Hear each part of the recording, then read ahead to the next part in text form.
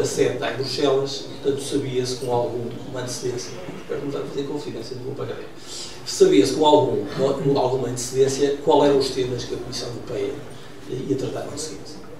E preparavam-se projetos dentro desses temas. Pronto. É limpo completamente, não é? Está dependente das orientações que a Comissão Europeia vai dando para determinados grupos, está. Agora, tem muita coisa que se pode aproveitar daí, mas temos que ter algumas reservas. E há algumas coisas que Portugal pode estar interessado e que a Comissão Europeia, por exemplo, pode estar a pensar noutro aspecto que não nos interessa muito. E se calhar interessará muito facilmente a Alemanha. Não há fácil, por exemplo. É uma questão de correlação de funções. Agora, acho que sim, acho que se deve abrir sempre essa situação. O convívio entre as pessoas faz sempre bem, o conhecimento de experiências diferentes faz sempre bem, o viver algum tempo lá fora também faz muito bem. Mas não imigrem e safem-se lá fora, não é isso que eu estou a dizer. Em relação ao que já se disse aqui, já dei ali um bocadinho ao Diogo, e também anotei a história da Casa da Juventude a baixo custo. E cheguei à conclusão que o Partido Socialista aprendeu alguma coisa, porque fez uma nave desportiva que saiu a alto custo, porque não foi pensado antes como é que se geria. Fez um multimeios a alto custo, como foi pensado, não se pensou como é que se ia aguentar aquilo. Fez uma pousada da juventude que ninguém consegue lá chegar e ninguém consegue sair lá. Fez um complexo de ténis que está arruinado, mete medo e assusta-nos. E fez um FACE, que é uma obra absolutamente fantástica, mas também não sabia muito bem como é que se ia pagar. E o resultado é a dívida que estamos.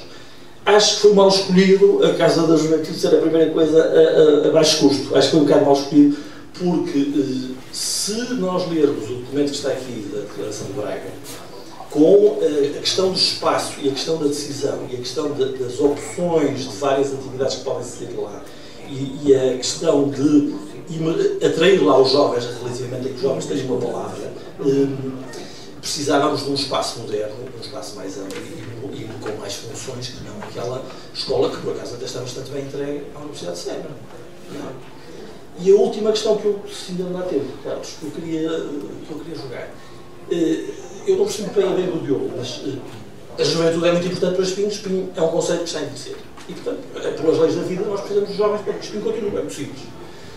Agora, isso não quer dizer, e se calhar era o que o Diogo está a dizer, que se endeusa a juventude. Atualmente, a juventude é endeusada no sentido estético, no sentido filosófico. E há um outro setor que tem que ser absolutamente valorizado, que é a terceira idade. Ou seja, a terceira idade tem a memória e tem a fidelidade à terra que os jovens não têm nem podem ter, naturalmente. Não têm os anos de vida. E isso é um capital que o Espinho tem que buscar. Além de ter que atrair e fixar jovens cá, que é absolutamente urgente, é vital. Pensemos o que quisermos. Ou o Espinho aguenta os jovens cá e atrai jovens para cá, ou o Espinho não tem futuro. Agora, eu queria fazer uma coisinha só para ligar a isto, porque não tem futuro, que é muito importante. A Troika, o acordo da Troika, que foi assinado pelo CDS, pelo PSD e pelo PS, prevê, além do corte das freguesias, que já está a ser feito, a diminuição de municípios. Ainda não houve coragem para se pegar nisso. Espinho está a ficar à mão de se pegar. Eu, na sexta-feira, fui acusado de um negro. Espinho está-se a pôr a jeito. Portanto, Espinho das duas uma, ou joga no contra-ataque, atrai jovens e tenta aumentar a sua área. Espinho já teve mais freguesias do que tem agora. E há uma realidade social que a divisão administrativa devia refletir, ou arrisca-se a ser abafado pelo monstro Gaia, que provavelmente se vai dar ao ponto. É uma última nota que eu queria que estava ali. Peço desculpa. Vamos então também cortar o bloco relativamente a esta questão. 4 minutos. Antes de mais, José Carvalhinho, eu de facto acabaste por corroborar aquilo que eu queria dizer. Quando disseste que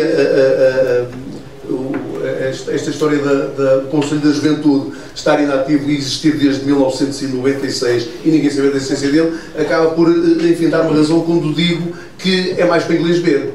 Foi isso que eu quis dizer, não quis dizer que ele não era útil e que não podia ser útil desde que devidamente integrado e posto ao serviço dos jovens, mas como uma organização deliberativa e não como uma mera organização consultiva. Porque, como disse o Diogo muito bem, e nisto eu tenho que concordar com ele, os jovens precisam é de decidir, serem eles a decidir.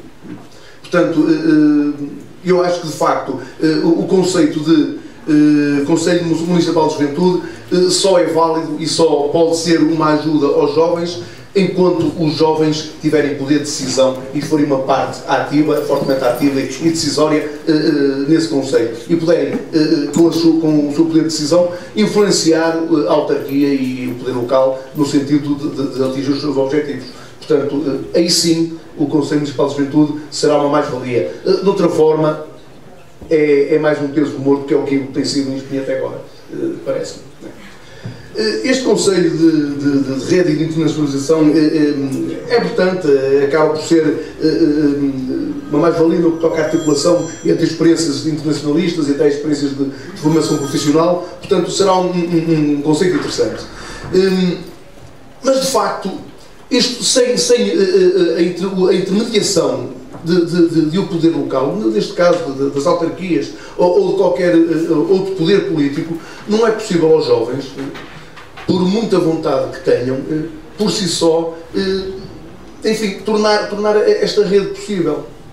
Não podem, de modo próprio, por geração espontânea, como disse o Carvalhinho, muito bem, eu quero e eu vou e pronto, e tomo nas minhas mãos esta decisão e vou por modo próprio. Não, tem que ser de facto, a autarquia, tem que ser o poder local a criar. Mais uma vez, será um gabinete que para nós seria o gabinete das coletividades, que é aquele gabinete que deveria ter a responsabilidade, num espectro cultural tão grande como é o espectro cultural de Espinho, com tantas coletividades, com tantas associações, desde esportivas a culturais, criar sinergias, porque nós aqui em Espinho, na cidade, não nos parece, mas nas freguesias, estas coletividades são frequentadas por muitos jovens, que não têm outra forma enfim, de se reunirem e de passarem o seu tempo. Nas freguesias, elas são frequentadas por muitos jovens, e nós vemos nas bandas de música e noutras associações do género, que têm muitos jovens. Portanto, era um gabinete das coletividades que a Câmara julgo que é o único gabinete que tem vocacionado para isto, embora, enfim, seja um peso morto, da experiência que tenho no Orfeão de Espinho, da experiência que tenho no Orfeão de Espinho, é de facto um peso morto. Mas, enfim, era este gabinete que devia criar as sinergias entre as diversas coletividades, com a juventude dessas diversas coletividades, e poder proporcionar-lhes aquilo que eles, em conjunto, e então com o poder decisório, entendessem que era o melhor para o seu futuro, projetando o seu futuro, ao nível do conhecimento, ao nível da empregabilidade, ao nível da fixação em Espinho, a todos estes níveis que são importantes e que são transversais a todos os problemas que a juventude neste momento atravessa. É aqui que o poder local, é aqui que a autarquia deve existir e deve estar presente. São com os seus diversos setores vocacionados para os diversos interesses, porque só assim é que de facto não se dispersa e não perde aquilo que é a vontade intrínseca da juventude e dos seus problemas. Portanto, um gabinete vocacionado para esta problemática da juventude, dando voz aos jovens, mas uma voz que fizesse força, que fizesse jurisprudência, que vingasse. Isso é que era importante de facto. Obrigado, António. A noite vai longa, já são cerca de 11h20 e temos ainda duas questões colocadas pela FEST. No entanto, o Filipe deu-me a liberdade para poder, de alguma forma, aqui fazer algumas alterações, porque queremos ouvir o público que nos acompanha hoje e, portanto, que as questões sejam colocadas também pelo vosso lado. Vamos então reunir as duas próximas questões numa só. Vou pedir o poder de síntese dos nossos parceiros de mesa na resposta a estas questões. Duas questões, uma colocada com a questão da habitação. O que é que a Câmara, de alguma forma, prevê nos próximos 4 anos para ajudar a questão da habitação jovem, a questão da emancipação dos jovens, a saída de casa dos pais e também a questão ligada à transmissão de conhecimento. Portanto, como é que se transfere o conhecimento das escolas de ensino superior para a cidade e como é que o poder da educação não formal pode ter alguma questão importante nesta questão. Portanto, iríamos começar então desta vez pelo António, do Bloco de Esquerda, 4 minutos para responder a estas duas questões. Obrigado. Bem, a questão da habitação, não parecendo, porque em Espinho tem tanta habitação do voluta, mas é de facto um problema gravíssimo.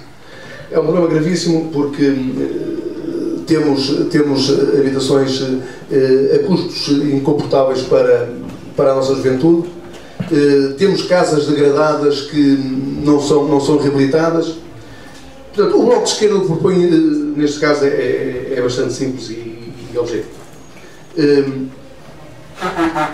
Tomar a posse das casas, reabilitá-las, um período de 5 a 10 anos, permitindo criar uma bolsa de arrendamentos a preços controlados, e explorar isso enquanto durasse o período correspondente ao investimento que se fez na casa. Depois, claro, devolvê-las aos seus proprietários na condição de se manter as rendas controladas.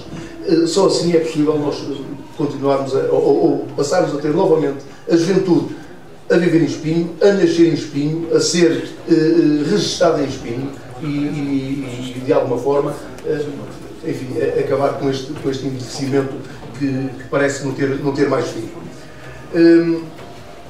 Continuamos com problemas a nível do PDM, que continua suspenso, naturalmente para favorecer em alguns interesses económicos, e enquanto também não for resolvido esse problema do PDM, toda a gente que pretende construir ou investir em Espinho vai ficar a aguardar que as decisões com a aprovação do PDM sejam favoráveis. Até lá mantém-se tudo velho e continua tudo por fazer. A outra questão, portanto, tinha a ver com as estruturas de transmissão. Todos nós sabemos, hoje é cada vez mais importante a utilização das redes da internet, não só para os contactos sociais, mas também, cada vez mais, os serviços deixaram de ser feitos ao balcão das repartições. Toda a gente tem necessidade de ter e de usufruir da internet, quer para se matricular na faculdade, nas escolas secundárias, para fazer um pedido de alocação de um arrendamento jovem, por exemplo, o Porta 65. É essencial que toda a gente tenha acesso à rede net. Também sabemos que nem toda a gente, por questões monetárias, pode ter acesso a essa rede. Acontece que quem, por questões financeiras ou monetárias, não pode ter acesso a essa rede, está a ser privada de um direito que lhe assiste, que é o direito de poder, em igualdade de circunstâncias, aceder a bens essenciais, como são os serviços, os serviços essencialmente. Assim, o que nós preconizamos é que em todas as freguesias, nas praças de freguesias do nosso concelho, sejam instaladas sistemas Wi-Fi de acesso à net, para que toda a população possa, de uma forma gratuita, aceder aos portais que necessitar para trabalhar. Portanto, isso faz parte do nosso programa, e queremos que seja uma medida a curto prazo implementada. No que diz respeito às questões de aprendizagens informais e não formais, estas são, por definição, aprendizagens que não acontecem em ambientes estruturados. Como tal, há uma certa anarquização na forma como elas são feitas, porque é no dia-a-dia, são nas conversas informais, são nas atividades ocasionais. O que nós pretendemos e que vemos que devia ser feito era que estas aprendizagens não informais pudessem de alguma forma ser canalizadas e potenciadas no sentido de as aproveitar na criação de postos de trabalho, na criação de emprego, e aqueles que as vão assumir pudessem também de alguma forma usufruir delas, enfim, sendo potenciadas por uma fonte de formação que pudesse canalizá-los para o mercado de emprego. Obrigado, António. Vamos passar então também para o Fausto, para ouvir estas duas questões. Recordo, uma primeira que tem a ver com a questão do alojamento jovem, da resolução do problema da habitação para jovens, e depois a questão das estruturas de transmissão de conhecimento, internet e educação não formal. Portanto, a nível da habitação, volto ao princípio, é uma questão terrível que tinha que ser resolvida a nível nacional e local. Não é uma Câmara agora que vai fazer bairros para os jovens, não consegue. Não é? Portanto, já houve políticas de fomento de habitação, já houve políticas de habitação social, houve travagem dessas políticas ultimamente em vir sobrecarga sobre essas pessoas. Não é? houve habitantes do Porto, vários sociais que foram postos fora de uma maneira até cruel. Portanto. Agora, o que é que deveria ser? O que é que Espinho poderia fazer? Portanto, nós para termos habitação mais barata, precisamos de terrenos mais baratos e precisamos de ajudos aos custos de construção. Terrenos mais baratos, teria que ver se os terrenos livres da Câmara poderiam estar virados para isso. Me parece que sim, porque quando houve a construção da Carta Escolar do município, houve argumentos muito estranhos na altura que se discutiram, uns que apontavam para ir para as freguesias porque havia muito trânsito no centro, outros que apontavam de repente para vir para o centro porque ficava mais perto de casa. Pronto. O que me pareceu é que realmente havia ali uns terrenos da Câmara que já estavam debaixo do olho e que fazia muito jeito libertarem-se. Portanto, tínhamos que ver esses terrenos se podiam pôr a baixo custo e poder fazer uma habitação a baixo custo. A nível dos custos de construção, há várias autarquias a CDU que já experimentaram esse tipo de questão dos projetos. Portanto, o projeto, como toda a gente sabe, é um investimento caro e há projetos que podem ser facilitados. Portanto, isto estamos a falar de construção.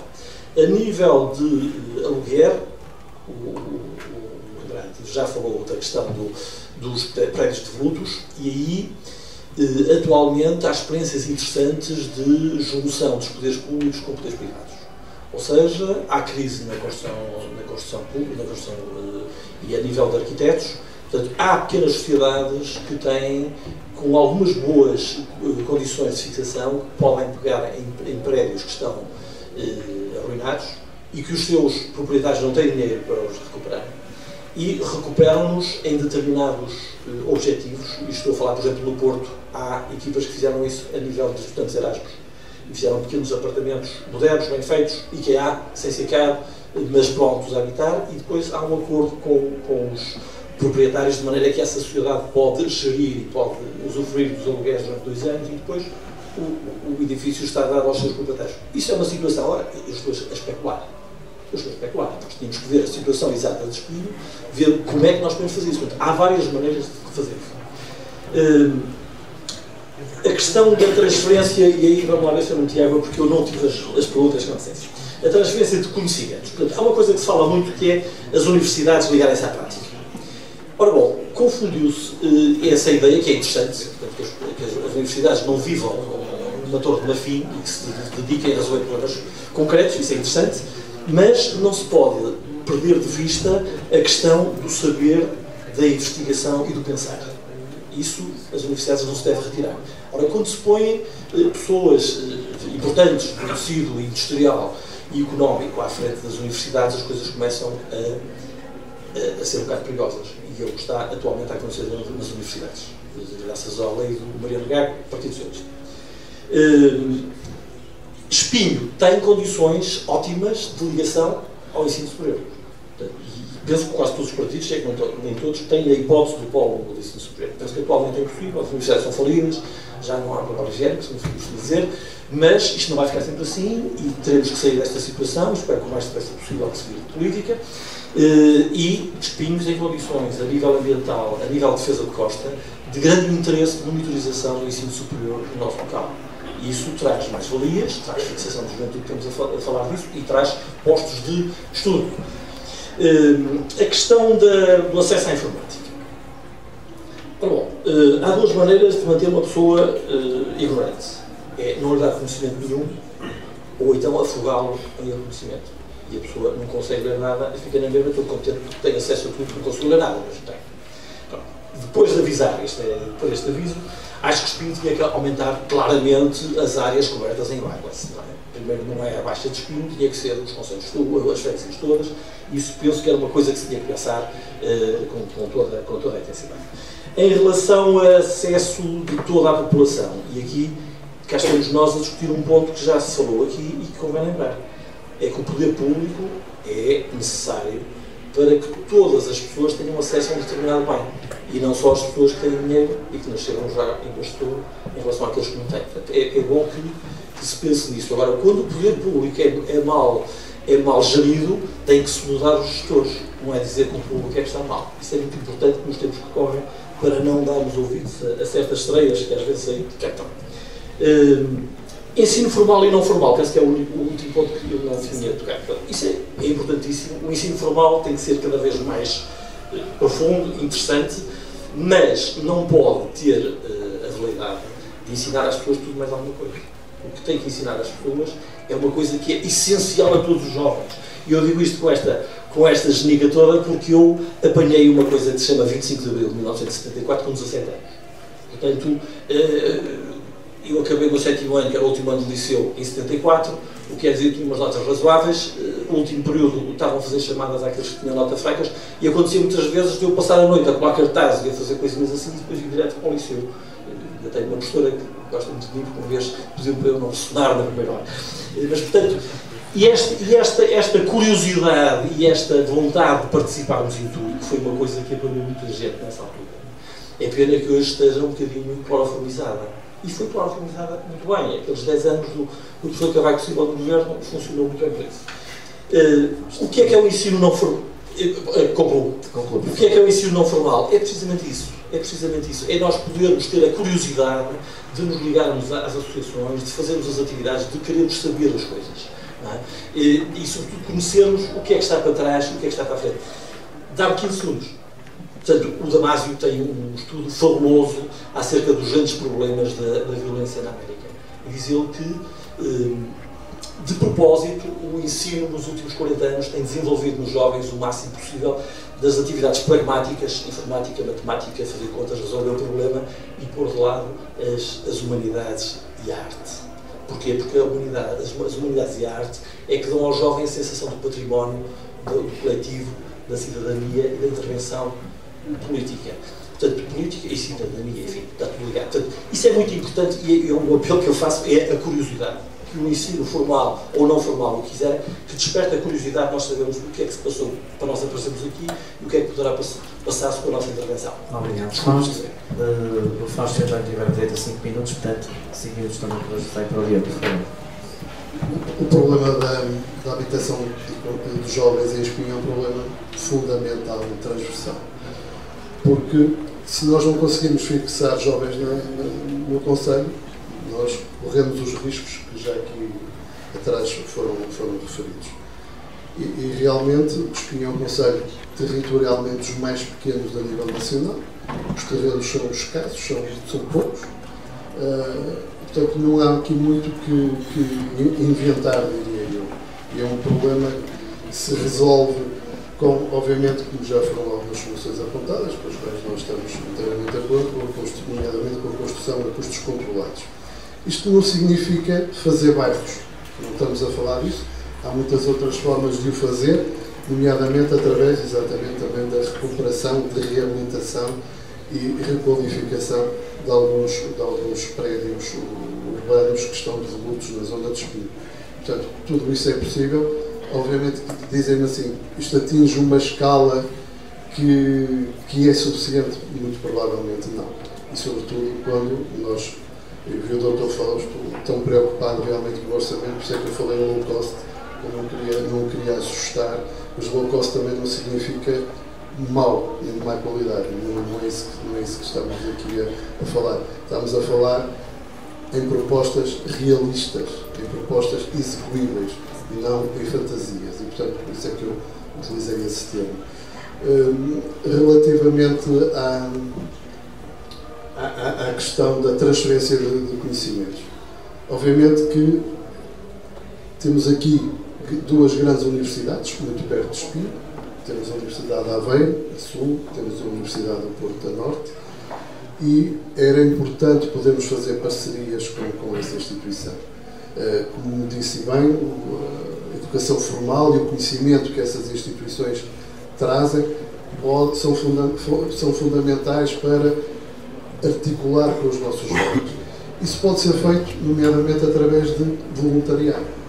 Esse voluntariado pode ser aproveitado até para fazer uma aproximação intergeracional. Por exemplo, porque não os jovens que frequentam o ensino universitário, os jovens escolhidos que frequentam o ensino universitário, porque não fazer tutorias aos alunos do ensino básico do Concelho de Espinho, aos alunos com dificuldade de aprendizagens? Porque não? Estamos aqui a trabalhar um aspecto intergeracional, estamos a ser solidários, estamos a trabalhar a área de inclusão, estamos a trabalhar a área ou a combater a exclusão. Por exemplo, esta é uma forma perfeitamente viável, perfeitamente possível de se fazer essa transmissão de conhecimento. Para além dos aspectos formais, que são aqueles relevantes, os científicos, e que, enfim, através dos movimentos associativos, também os podemos aproveitar. Muito obrigado. E eu, por favor. Bom, ainda só para terminar a discussão que vinha de trás, eu confesso, quanto àquilo que os jovens são capazes ou não de fazer, eu não me resigno com aquilo que estamos a ver, porque isto espontaneamente não vai lá e tal, é preciso ajuda e intervenção do Estado, é preciso que a autarquia diga qualquer coisa. Não é verdade. Eu lamento dizer-vos, não é verdade. Os jovens, quando querem, fazem. Nós fizemos. Eles fizeram. Porque ainda por cima nós estamos num sítio onde eles fizeram. Dizer agora que é preciso que a autarquia venha cá, o género tutor, para que os jovens consigam montar uma associação. Não é verdade. Agora, é muito diferente, é ter as condições para que depois eles consigam desenvolver. É ter as condições para que depois as pessoas sejam instaladas. É ter as condições para que haja uma dinâmica, um fervilhar de ideias, um fervilhar de conceituações dentro da cidade. Agora daí até dizer que eles não conseguem, coitadinhos, são os desgraçados. Eu detesto esse discurso do desgraçadinho, com toda a franqueza. Acho que não vai bem sequer com o espírito de juventude. E está a utilizar os termos, não fui eu. Não, eu estou a transmitir aquilo que decorre das vossas palavras, até um bocadinho paternalistas, se quer que me diga. Mas decorre. É que eu tenho 34 anos, eu sei. Eu sei. Eu já tive 34 anos. Pois é, mas já não está. Esse é que é o grande problema. E eu aí sempre terei a sua idade um dia. Resolve-se por tempo. Ou não? Mas deu caramba. Vai ser descontado este tempo. Organizar o meu. Muito bem. Em relação à habitação. E a habitação demonstra bem, como o CDS tem vindo a dizer, que uma diferença entre o PS e o PSD é meramente quantitativa. Porque o problema da habitação é um problema de pelo menos 20 ou 30 anos no Conselho. Como há 20 ou 30 anos que nós temos esta lima e o limão azedo do PS e do PSD, há 20 ou 30 anos que não temos o problema da habitação resolvido. E diz, bom, o Conselho é pequeno, escassam terrenos. O Conselho é pequeno, mas não escassam terrenos. Isso não é verdade. Isso não é verdade, lamento dizer. O Conselho não cresceu a sul porque não foi planeado crescer a sul. As pessoas foram para norte porque não tinham nenhuma alternativa. As pessoas foram para Nascente, para São Paio de Oleiros, para Pousadela, para Nogueira da Regedoura, porque o Conselho não nasceu a sul. Não cresceu a sul. Essa é que é a verdade. As pessoas foram para a Reta da Granja porque não tinham mais nenhum sítio para onde ir. E não há terrenos. Não há terrenos em Silvalde. Não há terrenos em Paramos. Estamos onde? Não há terrenos em Anta. Então a cidade cresceu enclausurada entre, para ser simpático, a Rua 17 e a Rua 35, para não dizer mesmo a 33, e foi crescendo para cima, nunca se abriu a sul, e nós vamos dizer que não há terrenos. Onde estão os melhores terrenos da cidade? Estão a sul. Agora, não houve planeamento durante 30 anos. Isso é verdade. Não houve um plano estratégico que soubesse pensar, se calhar aqui no centro está a ficar um bocadinho povoado, nós temos que saber abrir a cidade. Eu não estou a dizer que o melhor projeto seja este ou aquele. Eu, com toda a franqueza, devo dizer, não sei qual é. Agora é preciso pensar. Mas eu tenho uma ideia. Eu acho que é possível abrir a cidade a sul. E abrir a cidade a sul, nós até temos os mecanismos na nossa mão. Nós temos um projeto. Eu sei que o PS e o PSD gostam muito de dizer o meu projeto é melhor do que o teu, e o teu era o meu, e o teu, e o meu, e o seu, e o teu. Mas os projetos são da cidade. São nossos. Não são do PS nem do PSD. Discutir, o pavilhão era o projeto do PS, ainda era do tempo do Vitó. O Vitó não tem nenhum projeto. Nós temos projetos. A cidade tem projetos. Fomos nós que os pagamos, fomos nós que os mandamos fazer. É um projeto, por exemplo, de reabilitação da área de superfície que decorre do enterramento da linha, que pressupõe precisamente a abertura da cidade a sul. O PSD resolveu não vir, mas era bom que explicasse porque é que nunca lhe pegou durante os últimos 4 anos. Assim como era bom que explicasse porque é que durante os últimos 4 anos não fez nada no PDM, porque aí são nesses instrumentos que nós conseguimos definir para onde é que a cidade pode crescer. Mas o problema da habitação é mais importante que esse. O problema da habitação tem 3 problemas fundamentais associados. Tem o problema de não ter havido, por causa dele, uma renovação